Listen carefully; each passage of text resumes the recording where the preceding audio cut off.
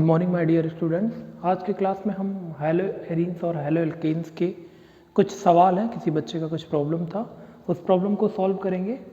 आपके बुक में जो न्यूमेरिकल क्वेश्चन है उसमें क्वेश्चन नंबर 3 और 5, ठीक है। तो 1 बाय 1 करके हम देखते हैं और जो भी प्रॉब्लम है उसको सॉर्ट आउट करते हैं। आप क्वेश्चन मैं लिख नहीं रहा हूँ, डायरेक्टली मैं क्वेश्चन को सॉल्व करने की कोशिश करूँगा जिससे कि टाइम ना वेस्ट हो, और आप क्वेश्चन को देख लीजिएगा। इवन इसके बाद भी आपके समझ में नहीं आता तो हम उसको बाद में फिर डिस्कस करेंगे, और ये प्रॉब्लम नहीं आएगी कि आपको समझ में ना आए। क्वेश्चन क्या है?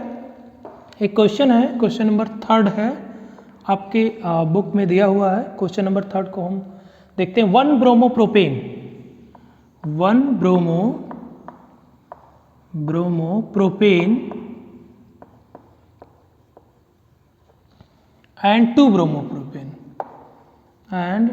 2 bromopropane प्रोपेन 1 ब्रोमोप्रोपेन और 2 ब्रोमोप्रोपेन है, ठीक है। इन दोनों को ईथर की उपस्थिति में, इन the presence of dry ether, ठीक है, ड्राई शुष्क ईथर लिख लें हम, शुष्क ईथर, ठीक है। ड्राई ईथर या शुष्क ईथर की उपस्थिति में Na मेटल मीन्स Na धातु की उपस्थिति में जब रिएक्ट करवाते हैं अवक्रिया कराने पर, Na से अवक्रिया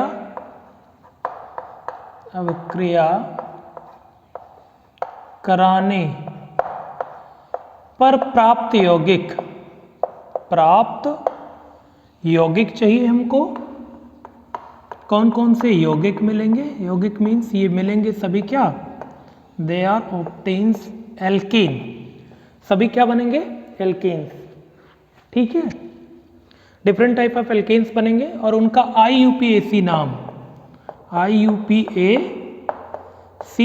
नेम क्या होगा?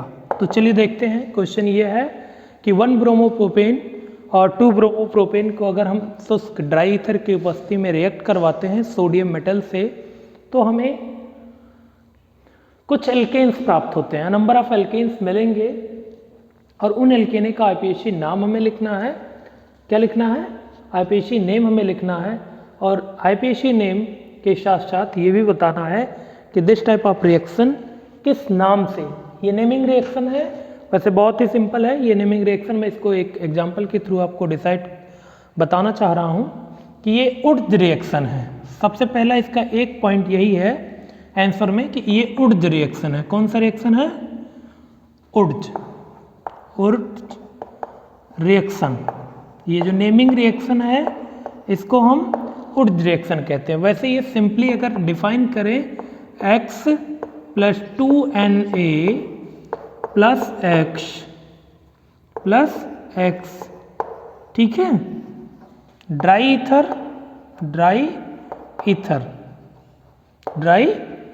Ether to form R + 2NaX, ठीक है। सोडियम हैलाइड बनता है यदि एल्किल हैलाइड को in the presence of dry ether react with sodium metals, they form alkanes, ठीक है। and this reaction is known as Wurtz reaction, ठीक है, Wurtz reaction। बात समझ में आया? तो ये नेमिंग रिएक्शन यही है, बट यहाँ पे थोड़ा सा डिफरेंस है। मैं Wurtz रिएक्शन के बारे में आपको बता दूं, ये हमेशा इवन एल्केन्स बनाता है। जनरली ये किस लिए क्या बनाता है? Evens alkane. जैसे अगर मैं आपसे बताऊं कि इसकी जगह पे मैं रखूं CH3 और यहाँ पे भी रखूं Cl, यहाँ रखूं Cl और यहाँ पे रख दूं CH3, then you will find ethane CH3। अभी ये आपका सवाल नहीं है, मैं आपको इस रिएक्शन के बारे में बता। ऐसा ही कुछ आपसे पूछ रहा है कि इसी तरह का जो रिएजेंट है, इस तरह का रिएजेंट है, तो इसी तरह के रिएक्शन को हम ऊर्ज रिएक्शन कहते हैं, लेकिन इसके कुछ लिमिटेशन थे। ये तो लिमिटेशंस का प्रोसेस है, थोड़ा सा टिपिकल बनाने की कोशिश किया गया है। आप अगर थोड़ा सा केयर करेंगे तो किसी तरह की कोई प्रॉब्लम आपको नहीं होगी। चलिए हम डायरेक्ट क्वेश्चन पे चलते हैं। तो यहाँ पे आपको देखिए इवन मिला, मतलब 2, 4, 6, 8, 10, 12, 14 इस तरह के कार्बन्स आपको मिलेंगे, इवन में मिलेगा। लेकिन अगर विशेष परिस्थिति डाली जाए, जैसे 1 ब्रोमोप्रोपेन और 2 ब्रोमोप्रोपेन, यहाँ पे थोड़ा सा चेंजेज किया गया है। यहाँ पे देखा जाए तो ये स्थान समावयवी है दोनों, क्या है, पोजीशन आइसोमर है। पोजीशन आइसोमर की रिएक्शन करवाएंगे तो 3 तरह का एल्केन प्राप्त होगा। ठीक है, चलिए उसको अब देखते हैं। अब जो आपका हमारा सवाल है, उस सवाल के बारे में जो क्वेश्चन है उसको करते हैं। ठीक है, तो आपको 1 ब्रोमोप्रोपेन का मतलब पता होना चाहिए, CH3 CH2 CH2 और Vr plus 2Na plus Br। मैं थोड़ा सा बदल के लिखने की कोशिश करूंगा, आप केयर करिएगा, जिससे थोड़ा सा आसान लगे विक्रिया। ठीक है, क्या हो गया, 1 2 3 2 ब्रोमोप्रोपेन, 2 ब्रोमोप्रोपेन, बात समझ में आया। And this is 1 bromopropane, bromopropane, बात समझ में आ रहा कि नहीं। And this is sodium, sodium metal है, धातु है। इन the presence of dry ether, dry ether, ठीक है, ड्राई ईथर ले ले, सेम वही रिएक्शन, ठीक है, सेम वही रिएक्शन। अब देखिए इसमें 3 तरह की घटनाएं होंगी। यदि मैं मान लूं कि ये 2 ब्रोमोप्रोपेन 1 ब्रोमोप्रोपेन ही हो तो क्या रिएक्शन होगा। अगर इसको भी मैं यही मान लूं, हो सकता है समावयवी है, आइसोमर है, but if we decide that कि ये 2 ब्रोमोप्रोपेन 1 ब्रोमोप्रोपेन है, तो 1 ब्रोमोप्रोपेन है तो क्या मिलेगा, अभी थोड़ी देर पहले हमने इवन नंबर ऑफ कार्बन का एल्केन मिलेगा। मीन्स CH3 CH2 CH2, ठीक है, फिर वही CH2 CH2 CH3। अब ये वाला ये पार्ट 1 ब्रोमोप्रोपेन अगर इसको भी मानते हैं और 1 ब्रोमोप्रोपेन वो है ही, तो ये एक बार ये एल्केन मिलेगा आपको, कौन सा, नॉर्मल हेक्सेन। क्या मिलेगा, नॉर्मल हेक्सेन मिलेगा। एनी डाउट, क्या मिलेगा, नॉर्मल हेक्सेन। एक कार्बन मिल गया नॉर्मल। इसी समय मैं आईपीसी नेमिंग भी करता चल रहा हूं। एक बार ये क्या मिलेगा, क्या मिलेगा, नॉर्मल हेक्सेन मिलेगा। बात समझ में आया कि नहीं में आया। अब एक बार ये मिलेगा नॉर्मल हेक्सेन, ठीक है, any doubt, normal hexane. Even एक बार मैं जैसे एज इट इज है 2 ब्रोमोप्रोपेन और 1 ब्रोमोप्रोपेन को उसी प्लेस पे ऐड करता हूं जैसे ये हैं, तो ये सेकंड वाला क्या मिलेगा, carbon CH3 CH2 CH2 CH3 and CH3। अब की बार आपको क्या मिल गया, 1 नेमिंग इधर से करेंगे, 1 2 3 4 एंड 5, तो इसका नाम क्या हो जाएगा, 2 मेथाइल पेंटेन। क्या नाम हो जाएगा बाबू, 2 मेथाइल पेंटेन। बात समझ में आया। एक बार मैंने ऐसे एज इट इज जैसे ये ऑलरेडी हैं अभी आइसोमर के रूप में, इसी आइसोमर के रूप में अगर इनको हम कंसीडर करें तो हमें कौन सा एल्केन मिलेगा। और ये सब क्यों हो रहा है, ये सब क्यों हो रहा है, ये लिमिटेशंस हैं, क्योंकि यहाँ पे नंबर ऑफ कार्बन ज्यादा है तो नंबर ऑफ आइसोमर ज्यादा होंगे। यही कारण है नंबर ऑफ कार्बनिक, क्योंकि कई बार मैंने आपको बताया यही कारण है कि ये नंबर ऑफ कार्बनिक यौगिक means number of organic compounds ज्यादा संख्या में है, ये कारण है। देखिए एक ही यौगिक को हम रिएक्ट करवा रहे हैं, 3 तरह के हमें एल्केन्स मिल रहे हैं। अब देखिए अभी हमने एक बार इसको 2 ब्रोमोप्रोपेन को 1 ब्रोमोप्रोपेन माना था। अब इसी को मैं मान लूं 1 ब्रोमोप्रोपेन को अगर मैं मान लूं ये 1 ब्रोमोप्रोपेन नहीं, ये इसका सेम आइसोमर है, तो इसको क्या मान लेंगे, 2 ब्रोमोप्रोपेन। उस केस में अगर ये 2 ब्रोमोप्रोपेन हो और ये भी 2 ब्रोमोप्रोपेन हो तो कौन सा एल्केन बनेगा, तो जहां जहां पे ये प्लेस है वहां पे हम रिएक्ट करवा देते हैं।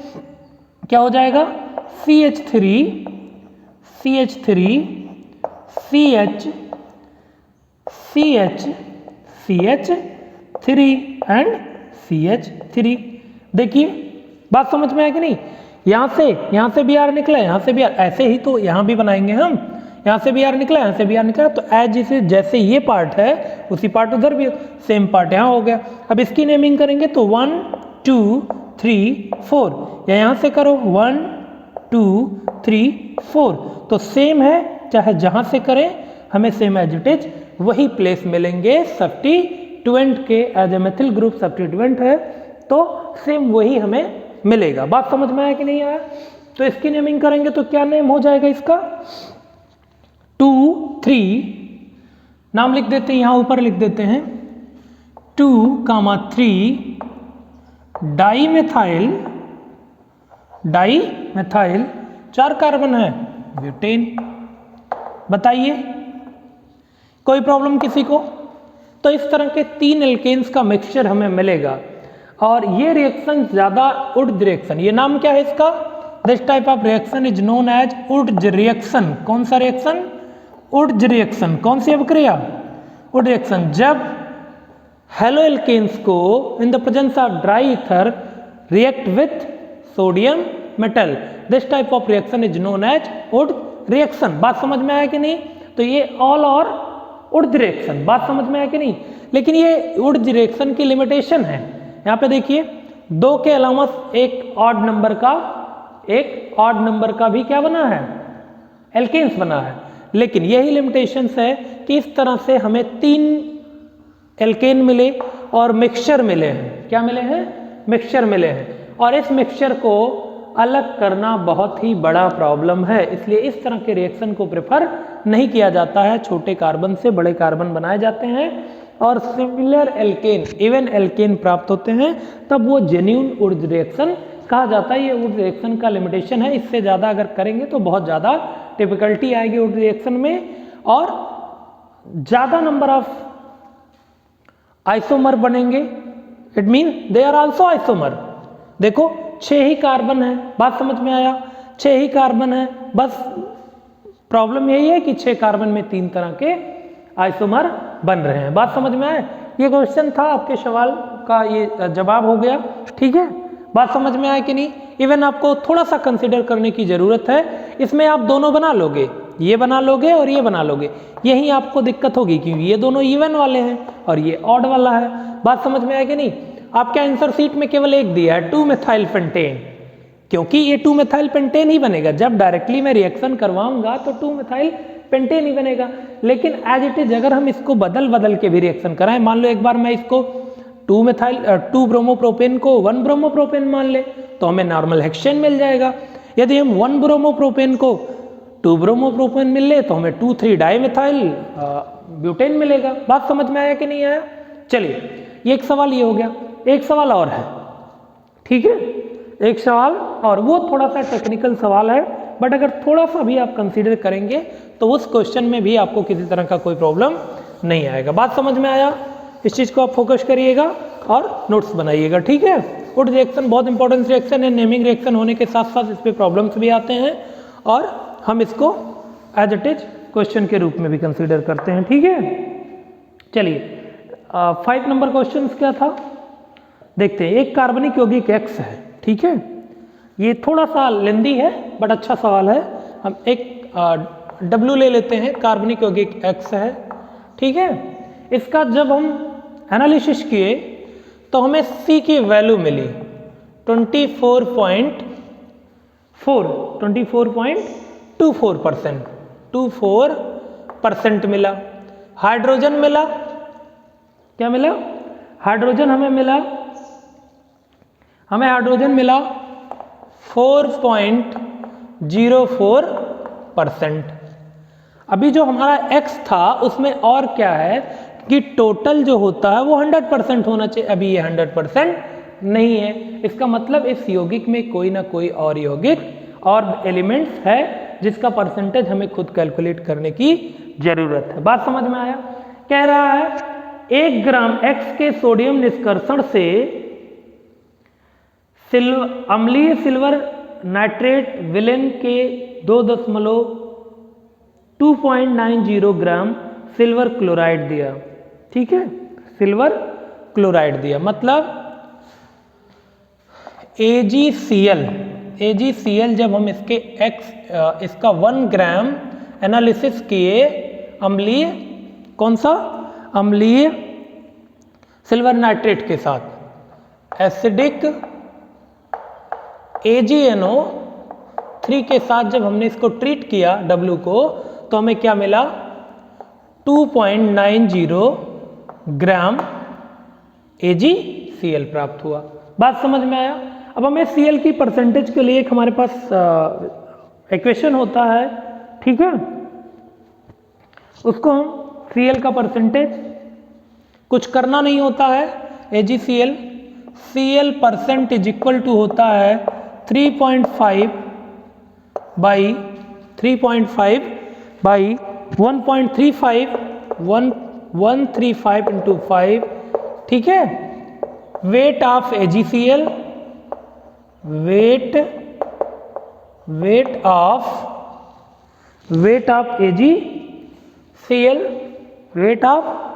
AgCl, ठीक है, वेट ऑफ AgCl बटे स्मॉल w, ठीक है, या इसको हम कैपिटल W मान लें, इंटू 100। बस यही वैल्यू आप यहाँ पुट करेंगे, आपको Cl की प्रतिशत मात्रा आ जाएगी, ठीक है। जैसे Cl percent is equal to हो जाएगा 35 इंटू 5.5 1, ये क्या है आपको पता है, Ag और Cl का जो एटॉमिक वेट होता है उसको जोड़ करके हमने लिखा है 143.5। बात समझ में आया कि नहीं? तो ये सारा डाटा आप कर सकते हो, कोई दिक्कत नहीं है। यहाँ से क्या लिया गया है? 2.94 बटे कितना? 1 ग्राम। W की वैल्यू क्या है? 1 ग्राम है यहाँ, ठीक है। X था, फिर हमने उसको क्या कर लिया? X का 1 ग्राम, मतलब 1 ग्राम ही रहा होगा, हो सकता है, अदरवाइज हमने X का W 1 ग्राम लिया, ठीक है, गुणे 100। बात समझ में आया? इस कैलकुलेशन को आप करेंगे, देखिए C परसेंट, कुछ लोगों को पॉइंट देख करके प्रॉब्लम होती है, तो पॉइंट को सबसे पहले हम क्या कर दें? कैंसिल कर दें। तो 355 बटे 1435 गुणे 290 बटे 100 बाई 100 इंटू 100 से 100 कैंसिल आउट। इन सबको जब हम कैलकुलेट करेंगे, ठीक है, तो 71 पॉइंट समथिंग आएगा। कितना आएगा? 71.72% आ जाएगा, ठीक है। इसको वॉश आउट कर देते हैं, ठीक है। बात समझ में आया? इसका मतलब जो हमारा प्रॉब्लम था अब लगभग सॉर्ट आउट हो जाएगा। अब यहाँ पे आ गया हमारा, ठीक है, Cl की प्रतिशत मात्रा बराबर, Cl की प्रतिशत मात्रा 7172% आ गया। अब इसको आप जोड़ेंगे, दैट विल बी 100%। और किसी भी यौगिक में ये केमिकल इक्विवेलेंट है, तो इसमें निश्चित रूप से 100% चीज़ें होती हैं। अब यहाँ से क्या करेंगे हम? बहुत इजली है, यहाँ से हम निकालेंगे यौगिक का एम्पिरिकल फार्मूला। क्या निकालेंगे?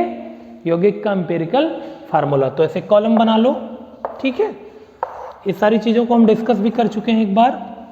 यहाँ लेंगे C एलिमेंट एंड उसकी प्रतिशत मात्रा, परसेंटेज ऑफ एलिमेंट्स, ठीक है, तो यहाँ 4.24%। बात समझ में आया? H कितना है? 4.24%। बात समझ में आ रहा है कि नहीं आ रहा है? चलिए अब क्या करेंगे इसको? Cl की परसेंटेज यहाँ लिखेंगे एलिमेंट। यदि आप ये सारी चीज़ें कर चुके हैं तो आप डायरेक्ट भी कैलकुलेशन कर सकते हैं, लेकिन ये प्रोसेस आपको दिखाना पड़ेगा। फिर यहाँ क्या लिखेंगे? 71.72%। अब क्या होता है, ठीक है, हम निकालते हैं इसका इसको क्या करेंगे, इसके ही एटॉमिक वेट से क्या करेंगे, सिंपल रेशियो निकालेंगे। क्या करेंगे, सिंपल रेशियो निकालने के लिए हम क्या करते हैं, इसको इसके एटॉमिक वेट से डिवाइड कर देंगे, ठीक है, बटे 12। अब यहाँ क्या निकलेगा, एक वैल्यू निकलेगी। उस वैल्यू को हम क्या कहते हैं, उस वैल्यू को हम निकालेंगे। बात समझ में आया कि नहीं आया। उस वैल्यू को निकालने के बाद आपेक्षिक संख्या इसको बोलते हैं, क्या बोलते हैं, रिलेटिव नंबर। हमारा सिंपल रिलेटिव नंबर निकलेगा। क्या निकलेगा, रिलेटिव नंबर। क्या निकलेगा, रिलेटिव नंबर। ये रिलेटिव नंबर हम निकालेंगे तो ये आ जाएगा 2.02। जब इसको डिवाइड करेंगे, आप करके देखिएगा, कोई दिक्कत नहीं है। 2.02 इसको 1 से डिवाइड करेंगे, दैट विल बी 2.02, ठीक है। 2.02 नहीं है, 2.04 है, सॉरी 2.04। बात समझ में आया कि नहीं। अब इस चीज को आप कर लेंगे, ठीक है। यहां पे क्या करेंगे, 7.172 बाई 355, इसको भी करेंगे 35 दूनी 70, ठीक है, लगभग 2.02%। अब सबसे छोटा, जो सबसे छोटा रिलेटिव नंबर है उससे सभी रिलेटिव नंबर्स को डिवाइड कर देंगे। मींस यहाँ पे सबसे छोटा यही है, ठीक है। सबसे छोटा जब यही है तो 2.02 इज इक्वल टू, ये सिंपल रेशियो हमें प्राप्त होगा। क्या मिलेगा, सिंपल रेशियो मिलेगा। बात समझ में आएगी नहीं। That is equal to 1 and that is equal to 2.02 is equal to 2 and that is 2.02 is equal to 1। बात समझ में आया। इतना अगर आ गया तो आगे कोई दिक्कत आपको नहीं होगी। थोड़ा सा पॉइंट आपको यहाँ देने की जरूरत पड़ेगी। बात समझ में आया कि नहीं। चलिए, अब हमें जो सिंपल रेशियो मिला है वो मिला है क्या, जो हमें सिंपल रेशियो मिला है वो मिला है CH2Cl। बात समझ में आया। क्या मिला हमें, CH2Cl। आप अच्छी तरह से जानते हैं ये क्लोरोमेथिलीन है। क्या है, क्लोरोमेथिलीन है। बात समझ में आया। मतलब 1:1 ये रेशियो क्या है, 1:2:1, ठीक है। अगर ये आपको पता चल गया, ठीक है, तो आगे हम क्या करेंगे। अब इसका जो पॉइंट कह रहा है, सवाल क्या कह रहा है, सवाल कह रहा है कि सिल्वर क्लोराइड दिया, ये सब हो गया। यौगिक X दो समावयवी संरचनाओं में, जो यौगिक हमें मिल रहा है ये X है, दो संरचनाओं में मिल रहा है। किस संरचनाओं में मिल रहा है, दो संरचनाओं में मिल रहा है, ठीक है। दो समावयवी संरचनाओं में मिल रहा है, Y तथा Z द्वारा निरूपित किया जाता है। इसे Y और Z रूप में निरूपित करते हैं, ठीक है। बात समझ में आया।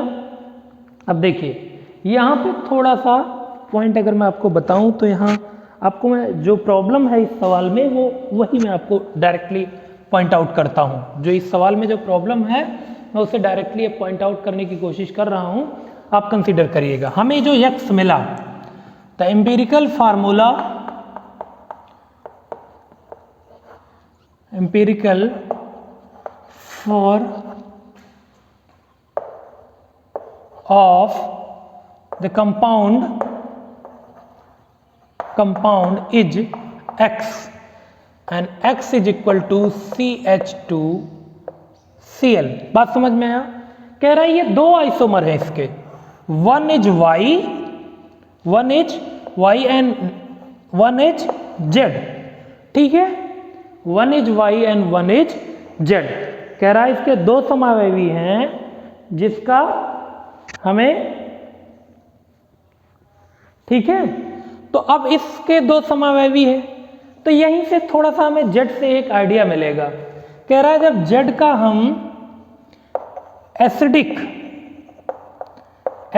KOH के साथ ट्रीट करते हैं तो हमें क्या मिलता है, CH3CHO मिलता है। अब मैं आपको यही आइडिया, मतलब जो इसमें कॉन्सेप्ट है, थोड़ा सा टेक्निक है, वो यही है कि हमें एक कार्बन का कभी दो अगर हम निर्जलीकरण हो जाएगा तो वहाँ से निर्जलीकरण में हाइड्रोजन और ऑक्सीजन के ही डिसअपियर होने के पॉसिबिलिटीज होते हैं, सी कभी गायब नहीं होता। तो इस केस में देखा जाए तो यहाँ C1 है और ये क्या है, C2 है। यहाँ पे 2 कार्बन है, यहाँ पे 1 कार्बन है। इसका मतलब ये एम्पिरिकल फार्मूला है, लेकिन ये यौगिक नहीं है। अगर ये यौगिक होता तो 2 कार्बन होते।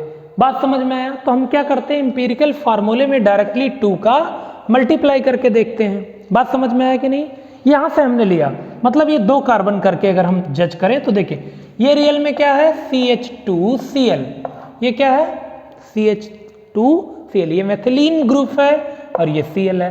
तो यहाँ अगर कर दें हम तो यौगिक क्या हमें मिल जाएगा, C2H4 हो जाएगा 4, 2 का मल्टीप्लिकेशन करेंगे तो C2 हो जाएगा 1 × 2 = 2, 2H2, 2 = 4 एंड Cl2।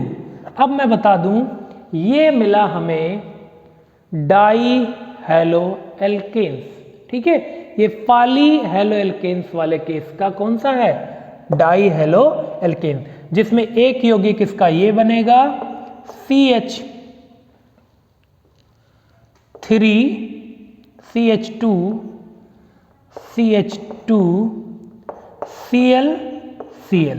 इसको क्या कहेंगे, 1,2 डाइक्लोरो एथेन। क्या कहेंगे, डाइक्लोरो एथेन। अब देखिए आपको 2 कार्बन और 2 क्लोरीन और 4 हाइड्रोजन, ठीक है। और Z जो मिलेगा, Z विल बी क्या, CH3 CH Cl Cl। बात समझ में आया?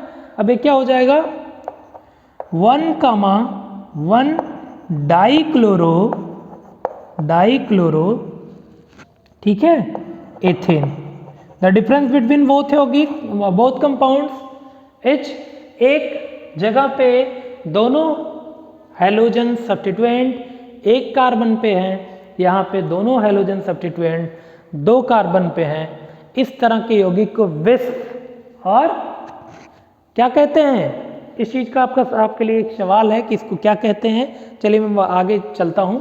तो हमें जो Z मिला, इट मीन्स क्या है, पॉली हेलो एल्केन से। बात समझ में आया? अब देखिए, अब कहता है Z को अगर हम एसिडिक KOH के साथ ट्रीट करें तो हमें क्या मिल जाता है, CH3CHO मिल जाएगा, बिल्कुल मिलेगा, मैं दिखा रहा हूं कैसे। और अगर Y को अगर हम एल्कोहलिक KOH के साथ करें तो हमें डाईहाइड्रॉक्सी एल्कोहल मिलता है। क्या मिलता है, डाईहाइड्रॉक्सी एल्कोहल मिलता है। बहुत ही अच्छा सवाल था। चलिए ठीक है, देखते हैं। अब हमें मिल गया X, हमें मिल गया, ठीक है। The compound is C2H4Cl2, compound is C2H4Cl2। बात समझ में आया कि नहीं? तो X = मिल गया हमें क्या, C2H4Cl2। इसके 2 फॉर्म हैं, कौन कौन से form, Y form, 2 isomer, there are 2 isomer. कौन सा, विस और क्या, चलिए ठीक है, कोई बात नहीं, दिक्कत नहीं है। X और Z। X कौन सा है, C2Cl CH2Cl, ठीक है। दोनों का हम लेके चलते हैं। Y इस रूप में है, जिसको क्या कहते हैं, 1,2 डाइक्लोरो एथेन। बात समझ में आया, ठीक है। और यहाँ Z किस रूप में होगा, Z = होगा क्या, 1,1 डाइक्लोरो एथेन। क्या हो जाएगा, एथेन। अब क्या कह रहा है, यदि हम इसको Y को लें, मीन्स CH2CH2Cl प्लस अम्लीय KOH के साथ ट्रीट करें, then it will be form C2OH।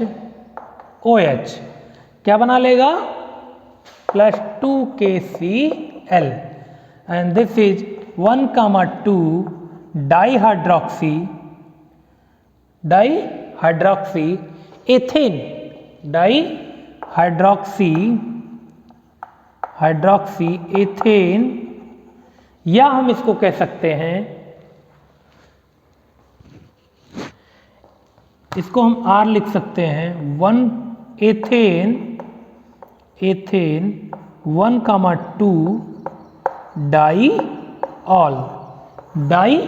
बात समझ में आ गया? मतलब इसका जो Y प्रोडक्ट होगा यही कह रहा ऐसा होता है, तो 2 कार्बन का है तो इस तरह से हमें डाईऑल मिल गया। बात समझ में आया कि नहीं? जेड के साथ देखें, चलिए जेड वाला प्रॉब्लम सॉर्ट आउट करते हैं। कह रहा जब जेड को अम्लीय KOH के साथ ट्रीट किया जाता है, ठीक है, जेड क्या हमारा 1,1 डाइक्लोरोएथेन, मतलब CH3CHCl 1,1 डाइक्लोरोएथेन, ठीक है, 1,1 dichloroethane. If this compound means Z react with alcoholic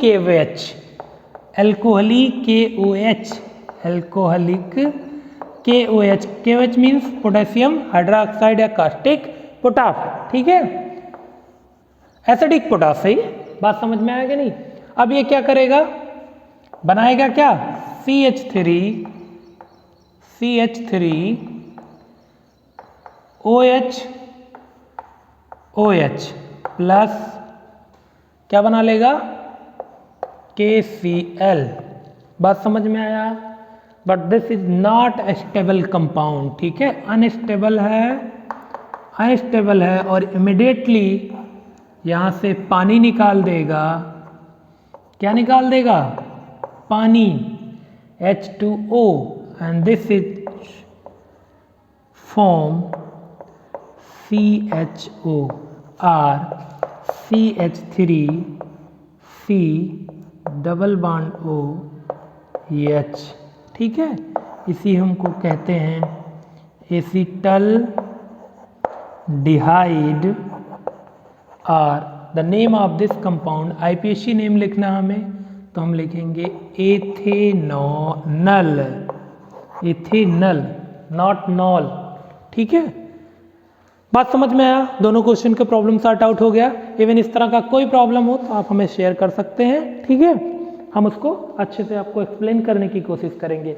आप प्लीज कमेंट जरूर करें कि आपको समझ में आया कि नहीं आया। बात समझ में आया कि नहीं? चलिए नेक्स्ट वीडियो में जो भी प्रॉब्लम होगा और नहीं भी प्रॉब्लम होता है तो हम आगे की वीडियो प्रोसीड करेंगे इस चैप्टर को। आज के लिए इतना ही, दैट्स ऑल, थैंक यू।